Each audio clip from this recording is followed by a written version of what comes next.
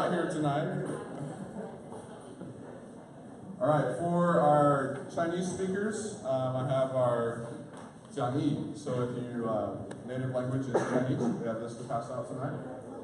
Very thankful for our translation team, which takes care of that. This week was Julie, so Julie, thank you very much. We appreciate you translating.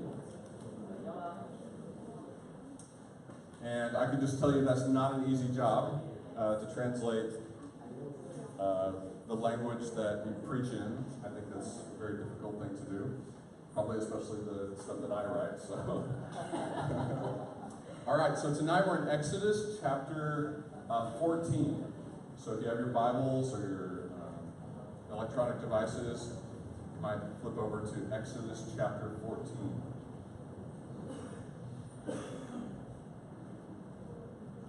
You remember what's been happening with the Hebrews, and Moses has been called by God to bring them out of Egypt.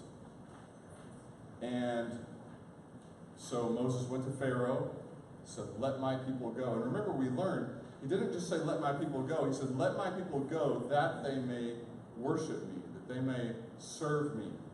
So God didn't just call them out so they could, be free to do whatever. He called them out so they could serve him. So finally, after God brought the plagues, 10 plagues upon Egypt, the final plague being the death of the firstborn, Pharaoh was willing to let them go. I guess forced to let them go. I don't know if he was willing, but he was forced.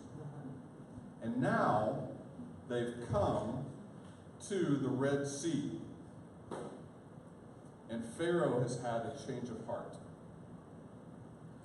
They've arrived at the Red Sea, and I think it's really important when you read the Bible. Sometimes I think, even myself, I read the Bible and I read it casually. Okay? So what I mean by that is I read it and I don't really pay attention to the details, to what is actually going on. So let's think for a second. How many people came out of Egypt? Best guess? Best estimate, 2 to 3 million people. Do you know how many people that is? That's the population of Taichung City.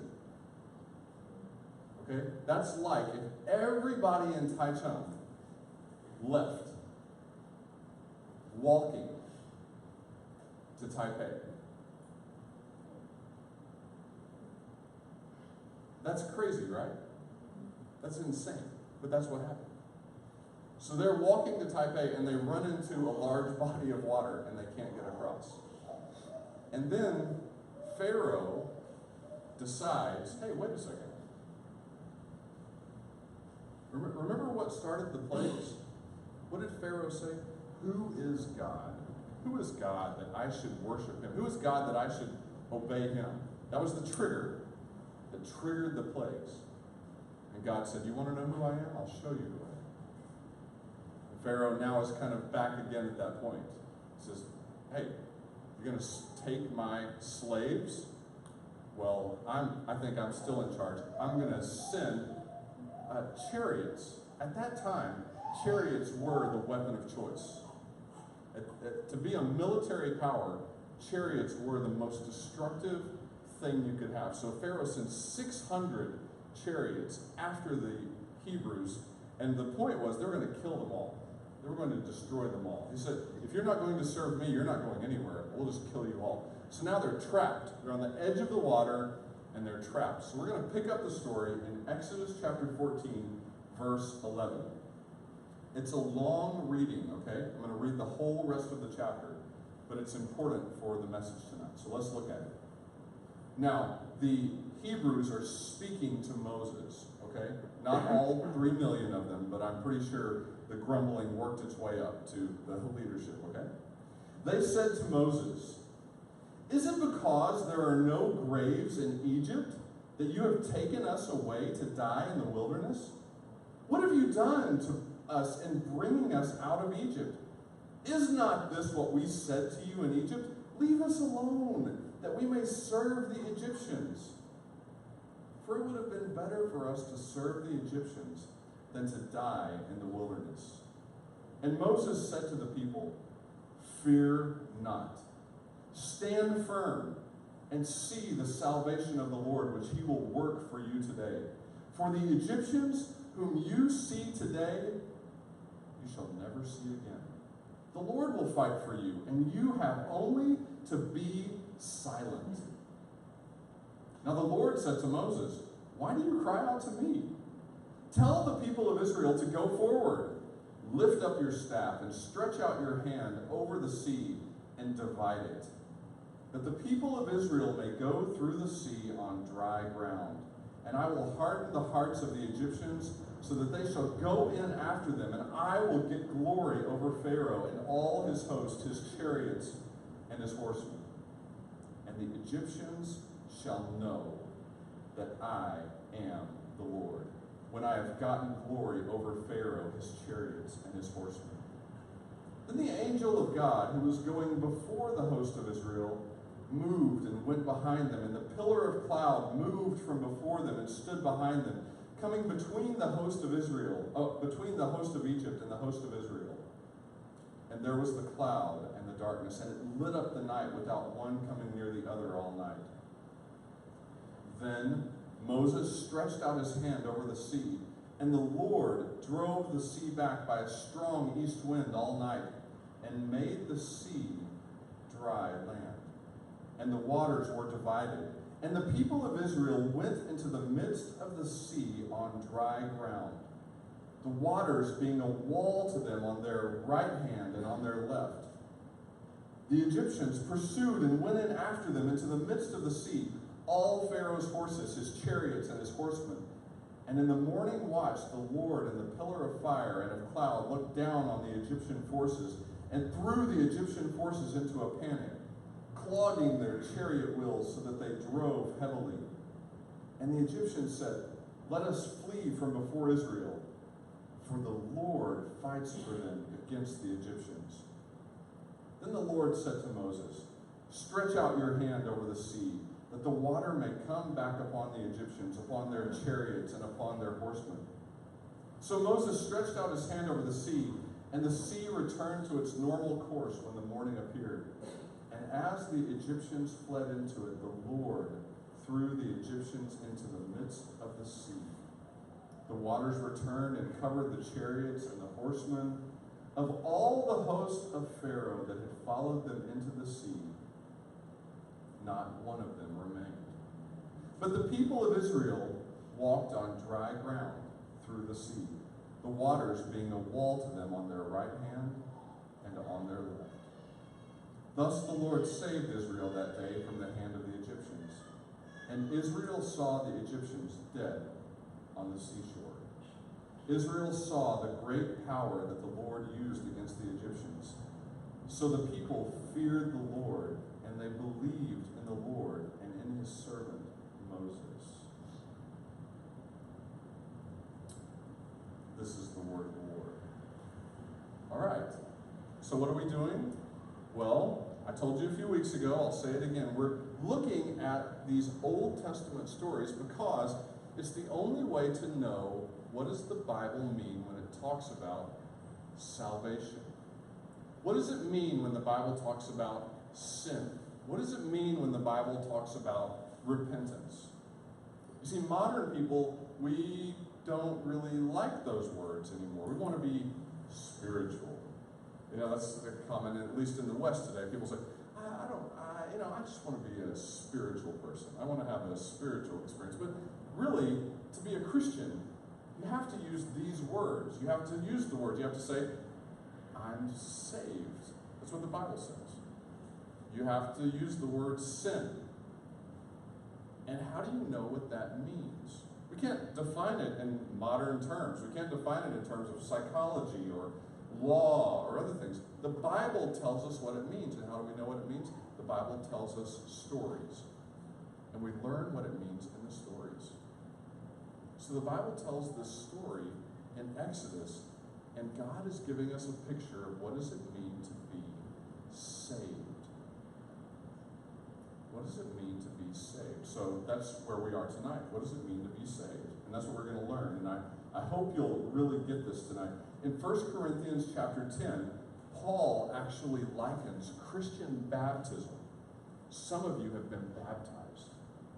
You know what that is? Some of you don't know what it is. That's okay. In baptism, in Christian shoshi, in Christian baptism, what we do is we take a person and we put them underwater. They come back up. And Paul says, actually, Christian baptism is like this event. Why? Why would Paul put these two things together? I'll tell you in just a minute. You got to stay with me, okay? All right. So we're going to answer a couple of questions tonight. Do you need to be saved? Do you need to be saved? What does it mean to be saved? What do you need to be saved from? All right? What do you need to be saved from? That's a good question. If I say you should be saved, then I guess maybe you should ask, what do you need to be saved from? How does God help us escape from what we need to be saved from? Okay, in this story, what's happened? These Hebrews, they're on the edge of death. On the edge of the Red Sea, they're under a death sentence. The Egyptians are coming. If they don't get across, if they don't escape, if something doesn't happen, they're dead. They need to be saved. Do you not see? This is what it means to be saved. This is part of what it means to be saved. You're under a death sentence. Every person is under a death sentence, and we need to be saved. All right, so first, what must we escape from? So Pharaoh, we've already covered this, has let the people go, and now he's had a change of heart. He's coming after them. And the Hebrews look up, and they see their trap. And one of the interesting things, and listen, this happens to all of us, we get a little bit delusional about life. Did you notice what they said? Hey, Moses, did you bring us out here because there were no graves in Egypt? It was so much better back there when we were served. Did you notice the language they used? When we were serving the Egyptians. Like they had a better job than they actually thought they had. Have you ever convinced yourself, if some of you have really crummy jobs and you convince yourself you have a better job than you have, you know? Like you're basically a really crummy job, and you're like, I'm like a, you know, sometimes housewives, you know, I'm a domestic goddess. There we go. Thank you. I don't actually know the right way to say that. You know, you're a secretary, okay? I'm an executive assistant. No, you're a secretary, okay? You just got to be honest about these things, right? Okay? So, listen, that's what they were doing. They were slaves. They were making bricks. They had to go collect hay and mud and make bricks. We were servants. No, you were slaves, okay? And what they said was, God, rescue us. They were crying out to God, and now they're saying, oh, we think it was better back there. No, God rescued you. If you go back to Exodus chapter 4, at the end of the chapter, they're totally lying, actually. What happened was Moses came to them. Moses and Aaron came to them and told them that God had heard their cry and he was going to bring them out. And they were so happy. They worshiped God. They're delusional now. Sometimes what happens is this. You find out, you figure out that actually you need to be saved, but you get a little delusional about it. You convince yourself, I'm not that bad off. Yeah, I kind of understand what that guy's talking about, but that doesn't apply to me. He doesn't mean me. That's somebody else. That's for the really bad people. You're delusional. Don't be like the Egyptians. I'm sorry, don't be like the Israelites. Here's the point that I want to make. Well, let me make one more instance. If you were the Israelites, the Hebrews, okay? And okay, this is the ultimate delusion right here. You had just seen 10 of the most amazing, miraculous things happen in the world. And now you're on the edge of the Red Sea. Here come the 600 chariots to kill you. Moses, the guy, right? He's got like the miracle staff, you know, he turns it into a snake. He can, do amazing things. What should you say? Hey, Moses, number 11, right? We got 10, let's go for number 11, lightning or something. But they don't even bring God up. God is not even in the picture for these people. They're stupid. They're idiots. Oh, sometimes we are too. Sometimes God's not even in the picture for us. I know, honey, it's okay. Sometimes we're totally out of it. We get completely under our circumstances. And we forget about God. We forget about everything. Here's the point. What is God bringing them out for? Freedom? What is freedom? Today, in almost all the cultures of the world, there's a move toward personal, individual freedom. Everybody wants to be free. Right? We say we want freedom. I want to be free. Well, listen, what's happened here? They were in slavery, right? Now God has brought them out. They're no longer slaves. They're free. Are they free? How are they? Are they acting free? No, they're not free. They're in fear. Who is truly free in this moment? Moses. Think about Moses. What's he saying? Hey, stand firm. Don't worry. God's got this. God will take care of us. Why are you quivering? Why are you whining? God will take care of us. Why is Moses the only one who's truly free? He's not worried. Because Moses has already been brought out. And Moses has already been to the fire of God. Moses has already seen God. The Israelites, unfortunately, haven't been there yet. They haven't gotten to the mountain of God yet. They haven't been brought to him yet. They think they're free, but they're not. What is real freedom?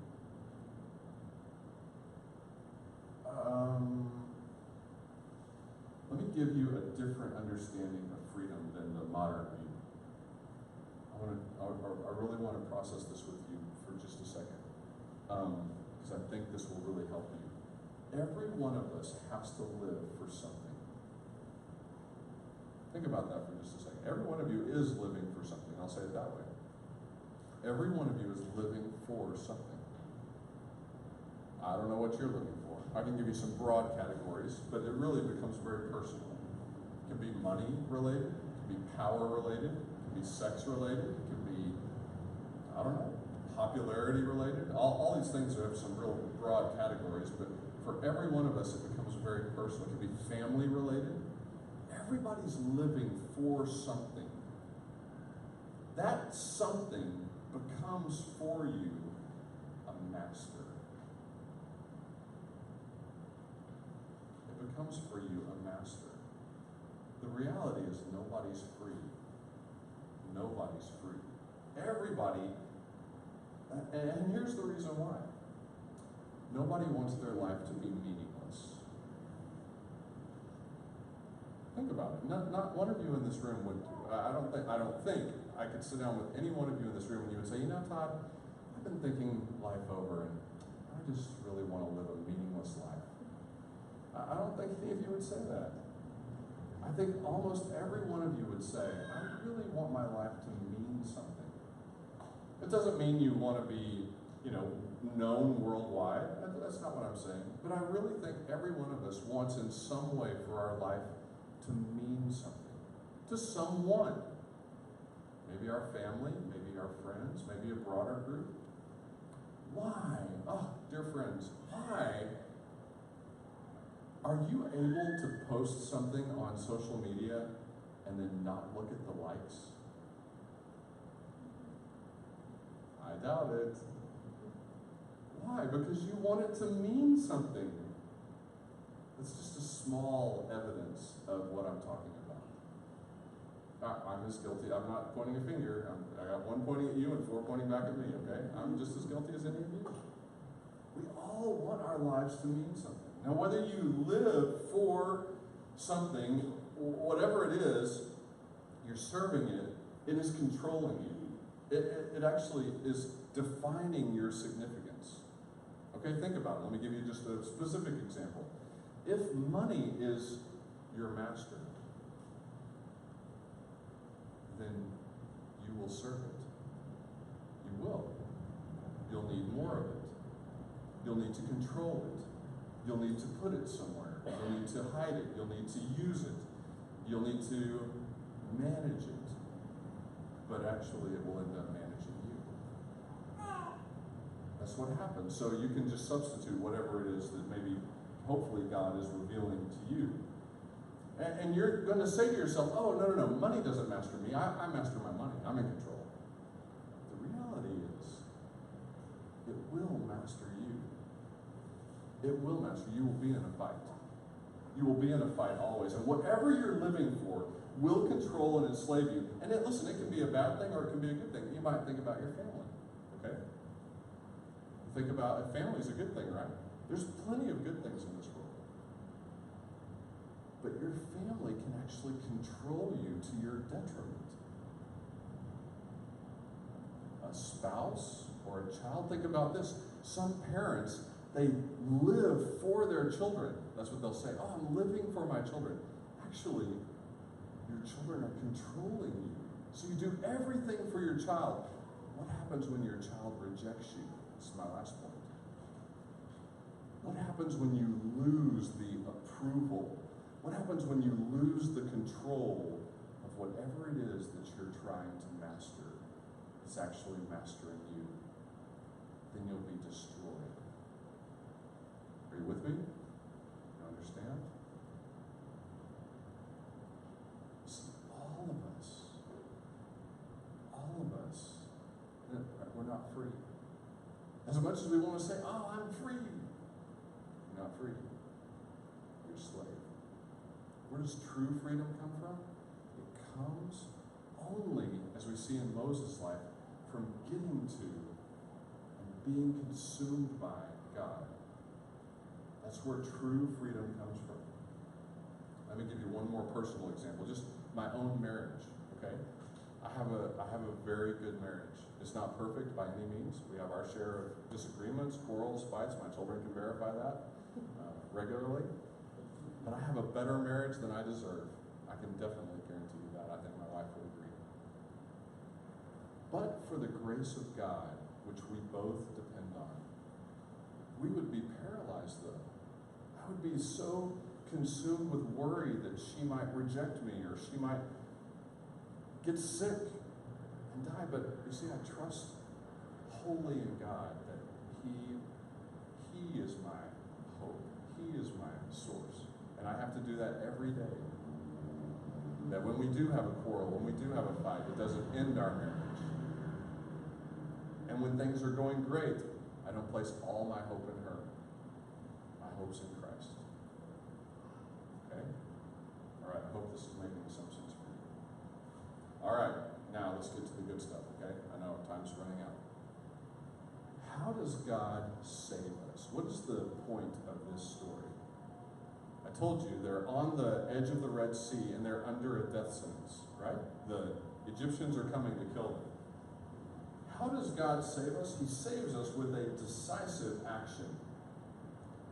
The Hebrews are under condemnation.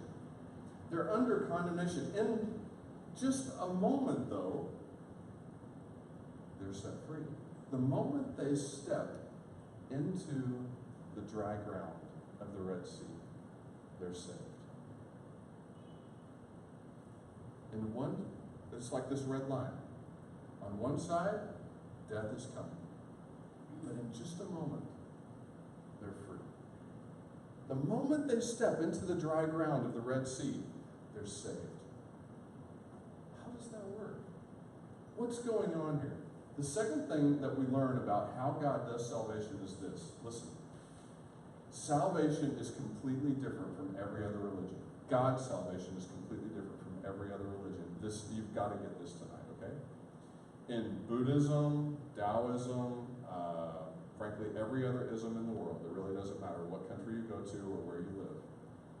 You can be, let me use this word, you can be converted. You can be converted. I can convert to Buddhism. How would I convert to Buddhism? Well, I need to go to a Buddhist master and get a book and begin to study, and it's a process, right? One day I'm, starting the process, and then slowly over time I become this, and then I graduate from level to level to level. In Christianity, you don't do that. In one moment, you're not a Christian, and the next moment, you are. That's it. In Christianity, you don't go through some long process of becoming a Christian. You either are or you're not. There is a definite moment where you are not a Christian, and then there's a moment where you are a Christian. Why? Why is this true about God's salvation? Because it has nothing to do with you. Let me give you something to think about. When Moses sticks his hand out over the water, sticks his staff out over the water, and the water parts into two gigantic walls, do you think there were some people who probably went, awesome, amazing, we've been waiting for God to do this, and they just ran in, right? I think there were some people like that probably. We've been waiting for God to do something like this. But don't you think there were some people who probably went, oh no, I'm not going in there. That stuff could come down any second. No, I'm totally terrified of this. So their friends are like, no, come on, we gotta go, come on, we gotta go. So they're going, no, this is terrible, I don't want to. So some people, their faith was big. They believed God just hugely. They was, yes, God saved us. Some people just had this little bitty faith, oh, no, this is terrible, we're gonna die. But everybody was saved. Why? Because it had nothing to do with the size of their faith. It had to do with who their faith was in. Who was their faith in? God. It has to do with God. It doesn't have to do with you. Your faith is put into something. It's put into God. And Christianity is a change of status, not a change of character. Christianity is a change of status, not a change of character. When did God give the Hebrews the law? Have we gotten to the mountain yet? Where he gives them the Ten Commandments? We're not there yet. They didn't get there yet. So God didn't say, when they were still in Egypt, he said, hey, by the way, before I get you out of here, we got to go over a few things. Don't steal, don't kill, don't disobey your parents. No, we haven't even talked about that yet. God said, I love you. Come out. I'm going to save you. After they got out, then he says, now, by the way, you're mine. Now I want you to know who I am. What kind of God am I? I don't lie. We'll get to that later, okay? That's a whole other sermon, sorry. He tells them who he is. Christianity, being a Christian, is a change of status. It's going from here, stepping into here. It's not something you do. You don't say, I'm trying to be a Christian. Okay, I'm going to ask you a question right now. Are you a Christian? If you say, well, I'm trying, you're not. If I ask you that question, right now, are you a Christian? And you think to yourself, well, I'm trying to be a Christian. You're not. You can't try. It's not about trying to do better or be a better person or do more good. It has nothing to do with you. It's believing in what God says. And God said, hey, I need you to step across the line. Step. Believe me. Trust me. I made a way. There's this interesting thing that happens. The people are, as they get closer, they're complainers, aren't they? The Hebrews, I'm sorry. They're always, hey, God, we should have stayed in Egypt. We were servants, blah, blah, blah, Nobody's going to save us. And Moses does what? Moses says, hey, don't be afraid. Stand firm. God will save you. God actually, when the people are complaining, God actually rebukes Moses for the people's complaining. He says, hey, get it in here. Quit your complaining and move on. It's this really interesting moment. And Moses is the one doing the right stuff. The people are the ones complaining. What is happening there is this. Moses is what? A substitute. Moses is a substitute for the people. How do they get across? Through Moses. It's a picture. How do you get across? Through Christ. You see, what happens on the cross is very similar. What happens on the cross is that this incredible flood, this incredible wrath, this storm is coming. And Jesus takes it for you. He takes what you deserve so you can go through. So you can go through. That's what it means to be a Christian. It has nothing to do with what you do. It's change in status. That's what I really want you to hear tonight. I really want you to know. So some of you, if you're not a Christian tonight, I really hope you'll think about this. What does it mean to be a Christian? Are you trying? If you're trying to be a Christian, can I just say something to you? You can't try hard enough. There's nothing you can do. It's about believing on Christ. And afterwards, I would love the opportunity to speak with you more about that.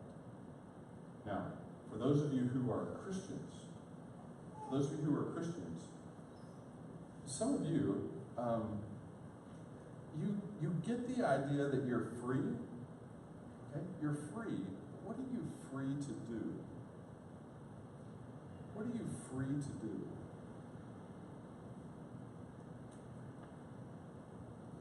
You're free to live out in everyday life what has already been accomplished for you. God has made it possible for you to live fully.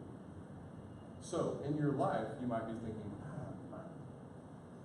every day I wake up with these burdens, with these trials, with these struggles, and actually you become like the Hebrews, a little delusional. You forget. That's what happens to us in this world. We forget. You must remember. This is kind of what happens. You end up in it's like you're on the other side of the ocean. You're saved now, and the Egyptians are on the other side, and they're yelling at you, we're going to come and get you. We're coming to kill you. And you believe them. You believe them. You're still afraid. And you forget that God's already saved you. He's already taken care of all of this. And so you still live in fear, but you're free. So tonight, afterwards, if you need someone to pray for you, if you need someone to encourage you, we're here for you. There's plenty of people around the room who would love to do that for you. If you're here tonight and you're not sure if you're a Christian, don't leave tonight without getting that clarified, okay? Don't leave tonight without that. Let me pray for you, okay? We'll be finished. Father, thank you for your word. Thank you for this testimony from your word that shows us what it means to be saved. I know there are some people here tonight who don't yet trust in you. And so I pray that they would be able to put their faith wholly in you, not based on something they've done, but based on what you've done and the kind of God that you are, a rock. And for those of us who do trust in you, I pray we would walk in freedom, serving you daily, living a full life, so that others might know the incredible love of Christ. I pray this in your name. Amen. All right, thanks for being here tonight. Some people are going back to the Italian restaurant we went to a few weeks ago. Faye's got a group going there. Other people, if you're interested in that, talk to her. She's got the address. Other people, you're just find a group and go where you want to go. All right?